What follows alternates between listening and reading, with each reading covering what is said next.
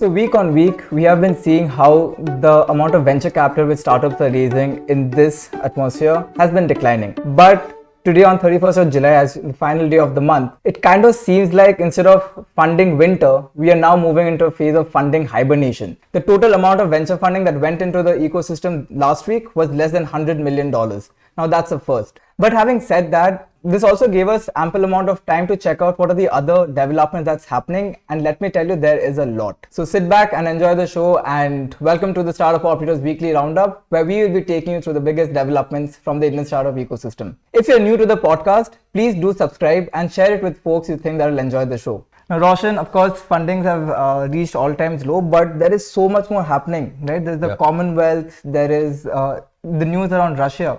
So what's your take on that? No, so we started covering funding as just an excuse to talk about companies, talk about sectors, industries that are, seeing disruption, right? And the goal really was not to do like a Bloomberg report in terms of, how much funding was raised every week, but somehow I think we defaulted to that. But nevertheless, I mean, there's just been so much happening on the policy side of things, geopolitics and whatnot. Last week, for example, we had the Commonwealth Games. Did you catch it? Really, I did not know it was on. Shame on you. Really. By the way, Mirabai Chanu won the gold in the weightlifting category, 49 kilo weightlifting category. And she lifted 80 something kilos, man, in the snatch competition, I think. And then there's a clean and jerk where she did about 100 plus kilos. I mean, it was just so clean, actually. I mean, no pun intended, but yeah, it was amazing. So yeah, I don't think you should mess with Indian women. So that was fun. Last week, I think the Defense Ministry also allocated about 28,000 crores for purchasing indigenous equipment. And this is part of this whole Defense Acquisition Council that's been formed about a couple of years back when, the Prime Minister gave a call for Atmanirbhar Bharat, when we decided to indigenize a lot of our weapon systems, military equipment and so on. And if you think about it, India spends about $76 billion or so every year on defense, which is pretty damn high. Right, we're one of the largest importers of defense, and we need to figure a way to kind of indigenize this, right? I mean, we're procuring everything from outside, whether it's Russia or Israel. What the Defense Acquisition Council came up with in the beginning was a plan to make sure that we either buy Indian or we develop in India, or we figure a way to get these global companies to start building ecosystems here, right? So maybe having manufacturing plants, jobs, IP transfer and so on, which I think is absolutely necessary.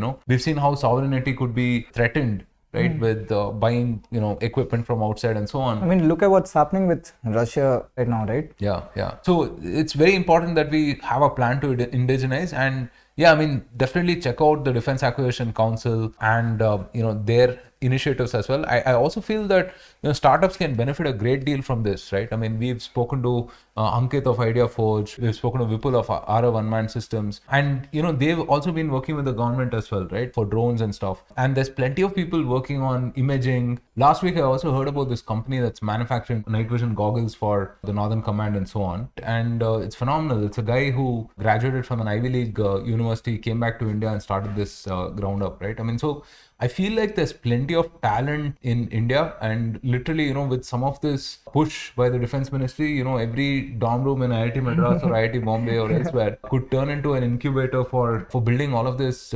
really solid IP, I would say.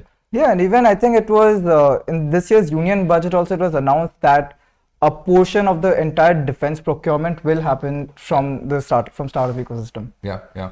No, they have a very sorted plan in terms of build in India, buy from India, and so on, right? I mean, think about it, right? I mean, there's something that should have happened ages and ages ago. Like a lot of things in India, you wonder why it's so broken. I mean, we have the case of these MiG-21s crashing every once in a while. I mean, even last week, unfortunately, a couple of pilots died. We have the Tejas, obviously, but it's in short supply and it doesn't, it won't really support all of the regiments that we have. But I feel like we need to get started on that front. And to that end, I think the Defense Acquisition Council, headed by the Raksha Mantri and so on, right? I mean, is a fantastic move. And in other interesting news, I don't know if you heard about it. So Russia is pulling out of the International Space Station. And I think it would be a good time for Elon to make some pull-out jokes.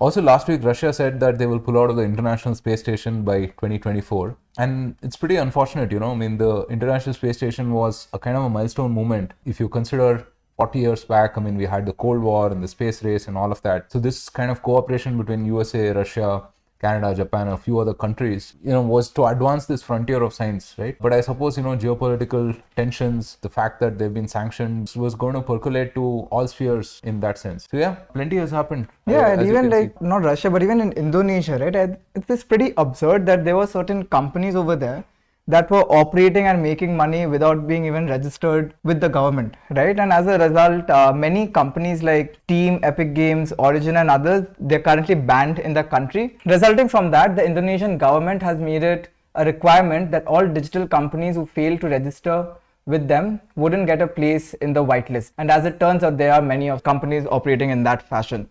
So like how in India we had these 29 app bans, right? And back in 2020, this similar thing going on in Indonesia is very interesting to see how that would play out. Yeah, I think, anytime these things come up, right? You pick up any of these foreign editorials, right? New York Times or Washington Post or Wall Street Journal and so on. You'll hear these talks of the balkanization of the internet and so on, right? Or nationalization or what have you. But I think it's just a matter of protecting sovereignty, Yeah. If you are operating in a geography, you have to respect the laws of that country, and this very laissez-faire notion of, okay, what, the world is my market, and sort of libertarian notions of operating without rules and stuff. It doesn't really hold water, I should say. So every country should do what's in its interest, and Indonesia has done that basically. And we'll be talking about Google launching Street View in India after being banned for 6 years, and I think we'll be touching upon this topic as well, so stay tuned. Folks, if you haven't already, don't forget to like this video and share it on your social media platforms, because this really helps make all the Spotify, Apple and YouTube algorithms happy, so more people like you can discover our content. Alright, so moving on to news closer to home, the 1-year lock-in period for anchor investors in Zomato ended, and as a result, on last Tuesday, Zomato shares touched an all-time low of rupees 41.20 apiece during the intraday trading. So the stock has tanked 75% from its all-time high of rupees 169.10 rupees per share. But what was interesting was that venture capital firm More Strategic Ventures, they have also exited its entire holding of 4.25 crore shares in the company at rupees 44 apiece.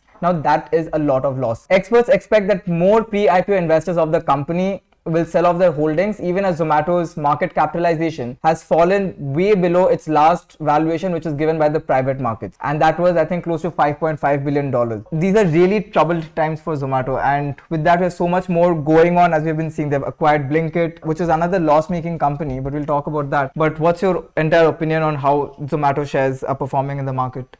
See, let me preface this by saying that I love Zomato. I've often said that they're one of those pioneers, and very few of the businesses that started in that era are still surviving and thriving. Again, I really respect Deepinder as a founder and CEO. He's been fantastic. Really admire both of them, right? The founder and the company. Having said that, I think this is an important lesson to startups about how the IPO market works. And if you're going to jack up valuations by 2 times just before an IPO and expect to dump all of this on retail investors, I'm not saying Zomato did that, but I'm just saying that if you were to do that, this is likely what's going to happen, right? IPOs have a long enough time period, and somehow value catches up. Zomato, I think, was at 140 or 150 at its peak, right? 169. 169, wow. And it's down to like 40 right now, which is 75% less. I don't know.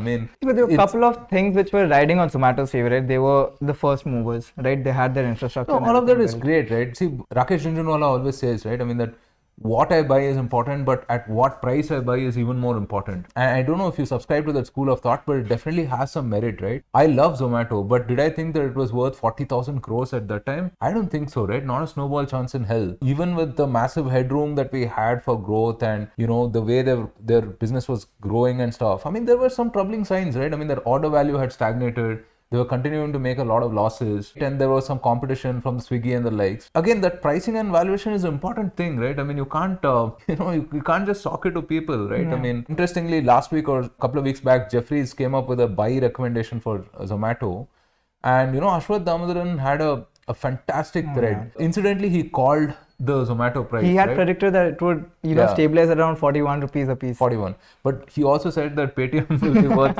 2,000 bucks, right? And Paytm is trading at, I think, 500 or 600 rupees now. And the guy was really graceful about it also, right? He's definitely check out his episode on inflation with Invest Like the Best, I think. That's what it's called. Fantastic podcast. Whether you like him for his valuations or not. I think that inflation episode is amazing. So he's a great guy. But yeah, I mean, he had basically said that if you really thought that Zomato was great at 140 or even at the price that they listed, right? What was it, $70 or something? 72 or whatever. Then I mean, now it should be discount season for you, right? I mean, it's Exactly. down to 41. You should be buying up more. But then I mean, if you were just trying to play momentum at that time and thought that you were going to hold for a while, I mean, then too bad, right? I mean, you can blame the investment bankers and the founders and the influencers and all of that, but really, who's the greedy one out here? I mean, Exactly. it's really you, right? And Sandeep Parekh, who is an amazing lawyer, all round really funny chap on Twitter, he had posted a long enough thread sometime back about how investment bankers should not be blamed for some of these things, right? I mean, for getting the valuations wrong. And I think net what he was trying to say is, look, it's an art and a science, right? And it's definitely not something which is very definite and precise Correct. to get right. I 100% agree with him on that front. But I do believe that this sort of myth making also is a reality, right? I mean, Zomato being valued at 40,000 crores was myth making at its finest, and I don't think too many people bought that really, and.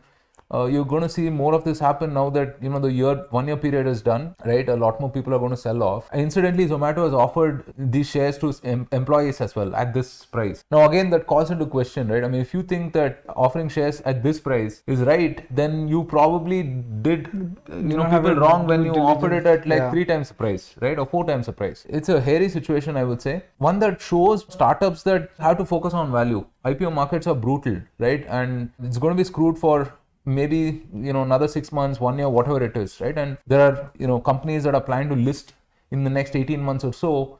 This is a useful lesson to them, really, that you can't game the public markets. Retail investors are not dumb. There is absolutely no asymmetry in information. Everyone has the same amount of information, roughly, give or take, right? So you can't sock it to people. It's going to catch up. And if you are going to list in the public markets, then you have to have a sense of running a business prudently over a quarter-on-quarter period. Like Zomato's acquisition of Blinkit, for example, right? Sure, you can make the case that the delivery fleet is shared, the technology is shared, right? Maybe, I mean, it'll help them increase their order value, all of that. But when you're losing money hand over fist, and Blinkit was also not making profit at that point. Not even profits. I mean, it's just the worst time to kind of choose that play, right? And the public markets will seek a level of prudency from founders that they might not have been used to, right? I mean, rather than answer to 5 people or 6 people in a board, right now they're having to answer to thousands of investors who might make a call saying that, hey, you know what, these guys don't have it together, and we're going to sell, right? You can also look at it differently. This was the first tech company that went IPO, right? And also the market conditions during that time was very different. There was a lot of risk capital in the market, and there was a lot of people optimistic about the economic growth that India was moving towards, right? But people are still optimistic about India's economic growth for sure. No, but those conditions have changed. Yeah, those conditions have changed, right? I mean, 2021 was, like I've said, it's a glorious exception, right? I think we have to reset our expectations in terms of how markets will behave or how businesses will function and so on, right? For sure. But even so, right, the Zomato Blinkit thing happened, 2 months back? 3 months back? Yeah. And I think it was post-correction, if I'm not mistaken. Yes. So yeah, I mean, it's difficult times ahead. But I only hope that, other startups learn the lesson and figure a more prudent way of running their business, I feel. But all the best to the Zomato team. I feel that, it is Lindy to an extent, right? I mean, they've survived 12 years. I feel that they will survive another 12, 14, 15, 20 years maybe. It's just they're at a corner in their journey right now and they have to get out of it. Alright, so last week also Prime Minister Modi laid the foundation stone to the headquarters of building of the International Financial Services Centres Authority in Gandhinagar.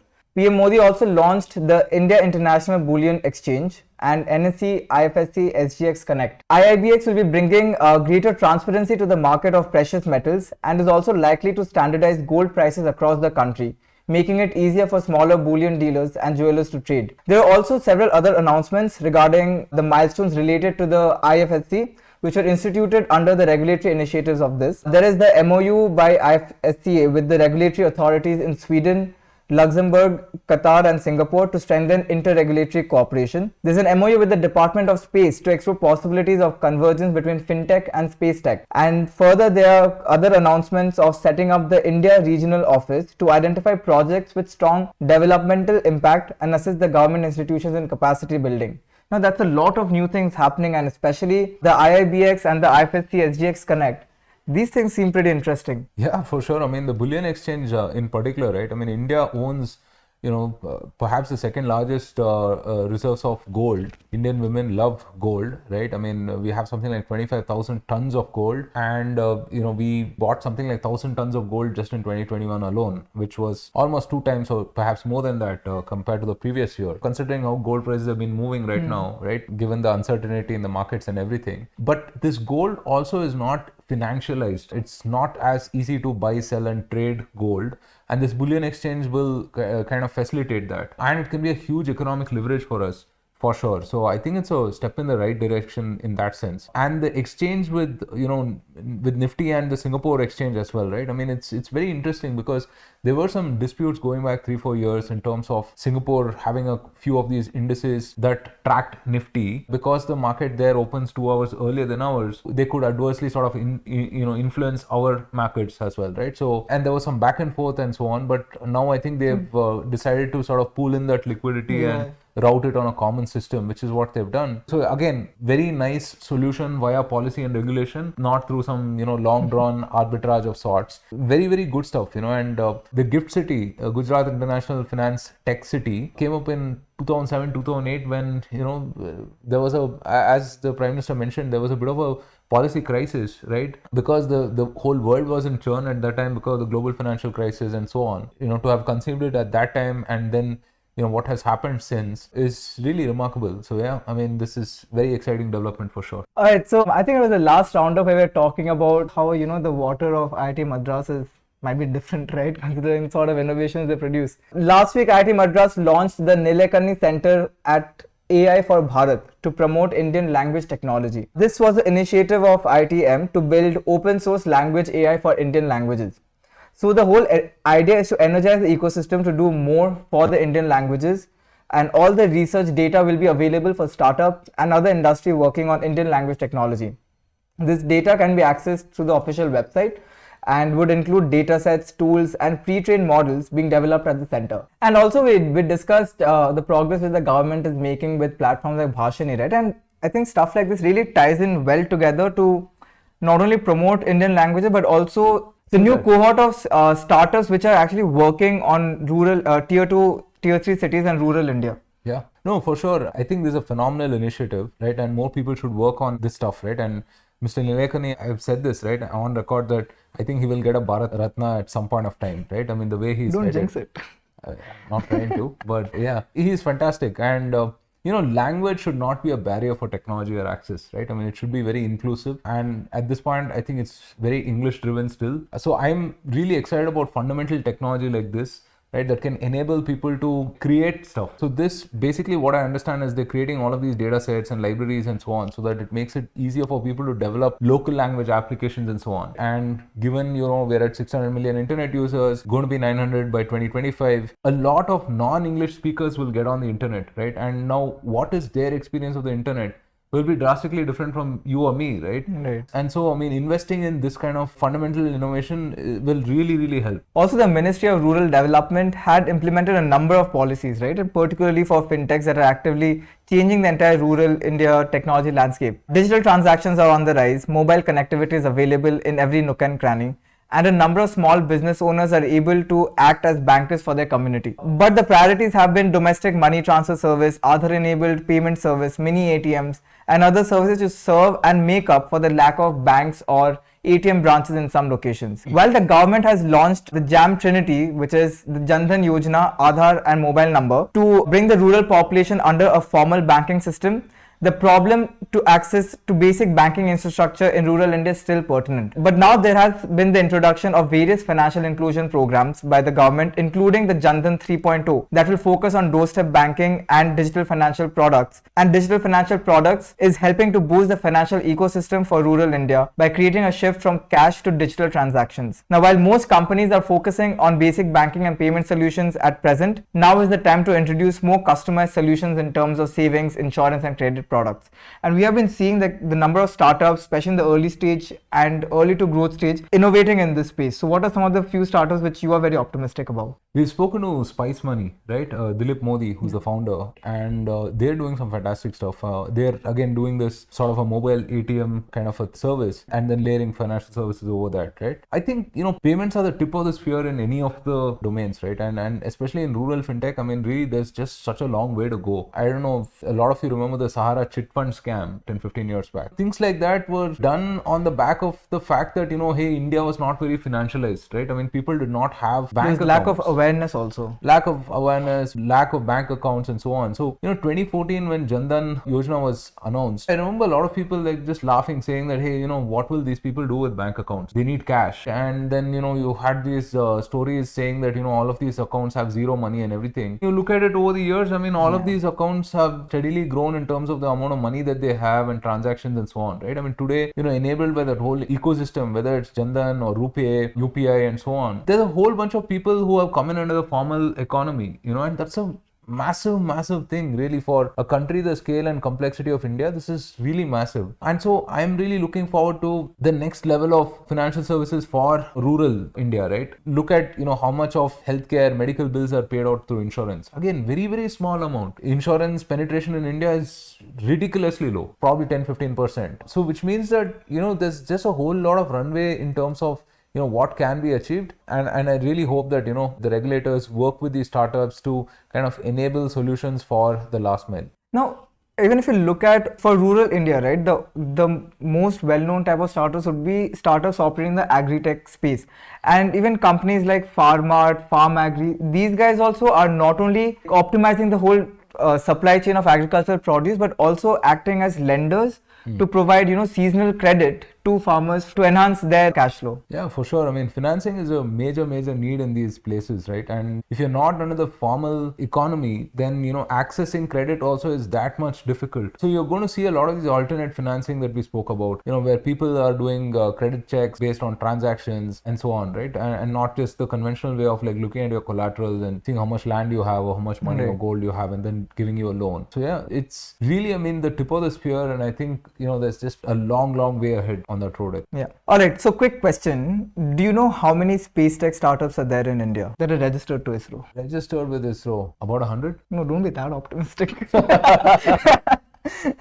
No, but as of July 11th, there are around 60 startups that have registered with ISRO since the unlocking of the Indian space sector. India's space sector startups are looking forward to the new space policy for easier access to finance and clarity on issues related to liability in case of untoward incidences. There are a lot of incentives as well, such as soft loans, tax holidays, production-linked incentives, and these things are also very critical as the space ecosystem in India is growing, right? It was only last year, I think, or this year when they announced that private players can access ISRO's resources for research and testing. No, it's critical for any kind of ecosystem to develop. I think money has to flow in the ecosystem, and for that, regulation has to be very clear, right? Because a lot of these investments will also be very capex heavy, right? I mean, if we're talking about space and hardware and things like that, ISRO has been very helpful, lending its facilities for use by plenty of these startups, right? Whether it's Agricool or whoever, Pixel and so on. And that certainly helps. A positive sign on the regulatory front will help investors as well gain that confidence that they can put their money in the sector and invest in the long term, because again, all of these are long-term investments, right? I mean, it's going to take time, maybe 5, 8, 10 years for things to like really bear fruit, right? So we've seen, for example, the Indian Space Association that was formed maybe a year back or so. So I think this whole commercialization of space is a very important aspect, because I think the newer frontier is space, obviously, right? So really looking forward to some regulatory clarity so that startups can figure what's the best way to operate, and investors can again fund these startups as well. Also, last week Google has relaunched Street View in India after more than a decade after it was first rolled out in APAC. But this is also after being banned for 6 years in the country. And of course, this ban came from security point of view, right? There were a couple of military installations in India which would have otherwise been picked up by a foreign entity. What's different this time is Google has partnered with local giants Genesis and Tech Mahindra to relaunch this service, and it is now available in 10 Indian cities. By the end of the year, probably this will be rolled out to 50 odd cities in the country. India's geospatial policy, which was unveiled last year, really helped Google to relaunch this, right? Now, what this allows is that local entities to do the data collection to a certain level of fidelity, and these companies will also be owning the data they collect, but then they can license it out to entities like Google. Yeah.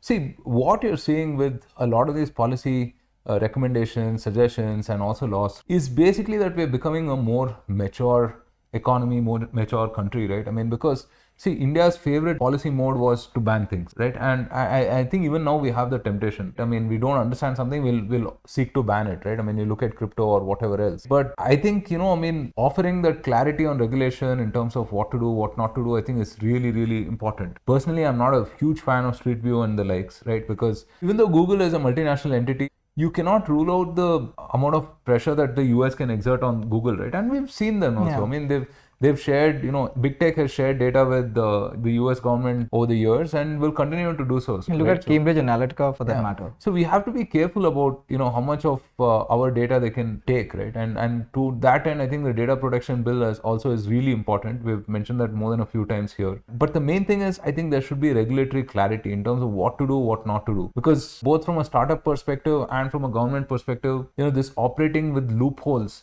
right, is not the best thing. So on that front, I hope that we'll see a little more, clarity. Right. Let's round up the various funding activities that went on last week. Rural fintech startup Jai Kisan raised $50 million from GMO Venture Partners, Yara Growth Ventures, DG Daiwa and others. Content sharing app Supershare has raised $6.5 million from Leaky Groom, Axel India, Lightspeed, Tanmay Bhatt and MyPath. And e-commerce startup Chatibao raised over $5 million from Vertex Ventures, InfoEdge Ventures, 7 Square Ventures and angel investors. Anything you'd like to add to this? It's interesting. We mentioned the need for credit, and Jai Kisan seems to be doing something similar, right? A neobank for rural India and layering BNPL and all of those things over that. Again, Chatibao seems interesting as well, enabling merchants through WhatsApp, which is of course ubiquitous in India, right? Yeah, definitely interesting stuff. So Kushal Bhagia, who is the former CEO of First Check and right now I think has started a new All in Capital venture fund. He has put out a very interesting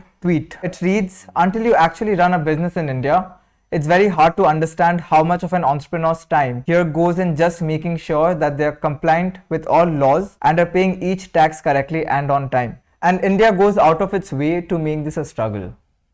Yeah, I mean, I could not agree more. And I think the tweet also struck a chord with plenty of people. I mean, it has some 2,500 retweets. Plenty of people replying with their own horror stories of, how regulation and compliance is, right? I mean, I heard someone saying that, the fire department says that you need to have 2 exits and some other department says that you need to have 1 exit in a restaurant. And so, I mean, invariably you end up bribing one of those to function, right? See, I think this whole sort of a mindset is from a archaic era, right, where they thought businessman chore hai. Communist sort of a socialist hangover that we have. It's not easy to get rid of, even though, plenty of things have happened over the last 8-10 years. It's definitely not easy to get rid of, and it's a work in progress. I did a podcast sometime back with, Rishi Agarwal of Avantis RegTech. So they specialize in regulation and compliance, and some of the stuff that he told me just blew my mind away, right? I mean, in terms of how much of specifications you have, if you're running a canteen, the way it has to be cleaned, right, or who to employ, how, and so on and so forth. Unfortunately, the farm laws didn't go through, and the labor laws are the next in line, and I hope that people don't we're able to pass that regulation and people don't block that, right? Because I think that's absolutely necessary, right? The ability for people to operate in a more conducive environment. So yeah, I mean, Kushal has done a great job of sort of bringing this to the limelight again, and really hope that people in the government take notice of this, because it's very difficult, and this is also why, I mean, you have a whole cottage industry of chartered accountants, right? I mean, yeah. But talking about chartered accountants, I mean, we had to file our IT returns, right? And I thought I would do it by myself for the first time and just to learn. You won't believe it took me 2.5 hours to file it. And I would say my IT returns are pretty basic, but still 2.5 hours just to know what is form 26QS, 26A, 26, I don't know what other alphabets of the... So I gave up on this long back, right? I always say that in life, I think you should know a doctor, a lawyer and a chartered accountant, be very good friends with them. I think your life is taken care of. Yeah. And so I have my boy Shankar with me. So Shankar, if you're listening, thanks so much for helping me out through the years. Awesome. So that's all for this week, folks. With that, we bring July to an end. If you haven't already liked this video, please do like. It makes the algorithms happy and helps folks like you to discover our content. If you'd like to reach out to us, you can do so through our website. It's www.startupoperator.in. Also our social media handles. On Twitter, we are at Operator Startup, and on LinkedIn, we are the Startup Operator. Do drop in a comment and let us know how we are doing. And if you really like us, you can also leave a review on your favorite podcast platform. Until then, have a great week. Actually, not just really like us. Even if you really like us, you can rate and review us on your favorite podcast platforms. That would really help us. Awesome, guys. That's all. Then we'll see you again next week with some more exciting news.